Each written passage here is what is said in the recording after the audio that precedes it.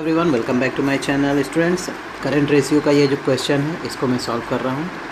तो ये काफ़ी शॉर्ट क्वेश्चन है और बहुत ही इम्पॉर्टेंट भी है।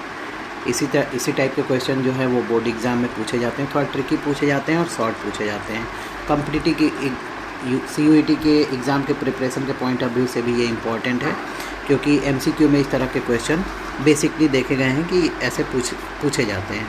तो इसमें कह रहा है कि करेंट रेशियो निकालिए, जबकि लिक्विड एसेट्स दिया गया है 75,000, इन्वेंट्रीज दी गई है, इसमें लूज टूल्स जो है वो 35,000 टोटल इन्वेंट्री है, जिस 20,000 जो है वो लूज टूल्स इसमें ऐड है, तो इसको एक्सक्लूड कर दिया जाता है। तो हमेशा ध्यान में रखिएगा, जब भी ये दिया हो आपको तो इसको एक्सक्लूड कर दिया जाता है इन्वेंट्रीज़ में से। प्रीपेड एक्सपेंस दिए गए हैं 10,000 और वर्किंग कैपिटल है 60,000।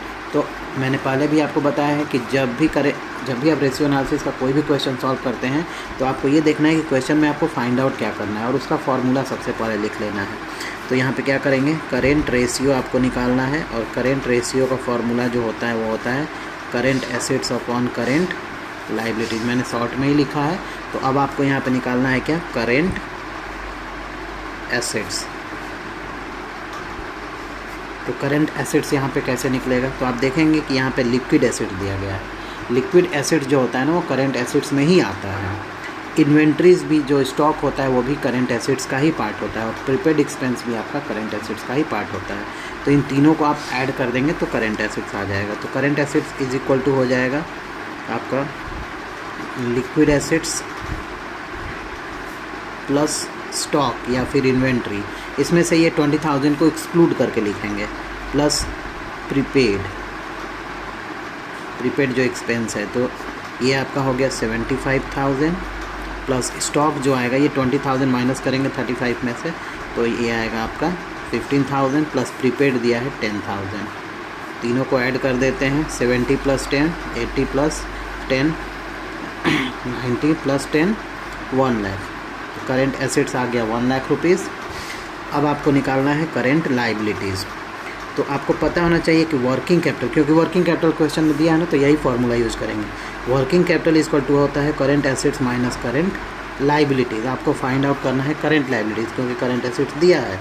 तो वर्किंग कैपिटल लिख देते हैं, वर्किंग कैपिटल 60,000 है, 60,000 is equal to current assets आपका अभी निकला है 1 लाख माइनस करेंट लाइबिलिटीज़। इसको इज इक्वल टू के इधर ट्रांसफ़र करते हैं, current liability is equal to 1 lakh, ये आएगा तो माइनस हो जाएगा इधर 60,000, तो current liability is equal to हो जाएगा ये 40,000। अब आपको दोनों पता चल गया, करेंट एसेट्स भी निकल गया है 1 लाख एंड करेंट लाइबिलिटीज़ 40,000। अब डेटा जो है जो भी यहाँ पे फॉर्मूला है उस पर फिट कर देते हैं। Current assets 1 lakh divided by 40,000, तो ये जो आपका ये 4 हो गया और ये 4 ये कैंसिल हो गया। तो कितना हो जाएगा यहाँ पे, 4 2 जा 8 एंड 4 5 जा 20, 2.5:1। ये जो आपका रेशियो आ रहा है यहाँ पे करेंट रेशियो, ये आएगा 2.5:1, यहाँ पे आ गया। अब अगर क्वेश्चन में लिक्विड रेशियो भी पूछा है, यहाँ पे अगर आप देखेंगे तो क्वेश्चन में लिक्विड रेशियो भी पूछा है, तो इसी से लिक्विड रेशियो भी निकाल देते हैं। तो यहाँ पे लिक्विड रेशियो का फॉर्मूला लिखते हैं सबसे पहले। Liquid ratio is equal to होता है क्विक एसिड्स या फिर liquid acids, liquid acids upon current liabilities ही होता है। तो लिक्विड एसिड्स इस क्वेश्चन में दिया गया है, यहाँ पे अगर आप देखेंगे ना तो ये लिक्विड एसिड्स दिया गया है 75,000, क्योंकि लिक्विड एसिड्स में आपका स्टॉक और प्रीपेड नहीं आता है, और इसको ऐड कर देंगे तो करेंट रेशियो हो जाता है।